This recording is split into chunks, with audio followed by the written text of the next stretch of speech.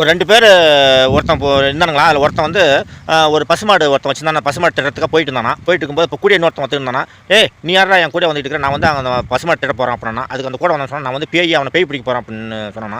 அப்படியா, அப்படியே நான் மாடு திறன வாட்டி நீ பேய் பிடிச்சிக்கணும் அப்படின்னுச்சான். அந்த பேய் பிடிக்கணும் சொன்னானா, நான் பேய் பிடிச்சி வாட்டி மாடு திடிக்க அப்படின்னு சொன்னான். 2 பேரும் அவன் கிட்ட போனாங்களாம். போன உடனே இவன் வந்து அவனை போட்டு கொடுத்தானா, அவன் இவனை போட்டு கொடுத்தானா. இந்த பேய் பிடிக்க வந்து மாடு திட்டு வந்துக்கிறான் இடத்துக்கு அப்படின்னு சொன்னானா. அதுக்கு வந்து இந்த மாடு திட்டம் சொன்னானா, இல்லை உன்னை பேய் பிடிக்கிறதுக்கு வந்துக்கிறான் அப்படின்னு சொன்னா. ஒரு 2 பேருமே விஷயம் தெரிஞ்சுக்கிட்டு மாட்டை சாட்டியில் ஒரு வெளி வளர்த்தா மாடு தப்பிச்சு ஓடி பிடிச்சான்.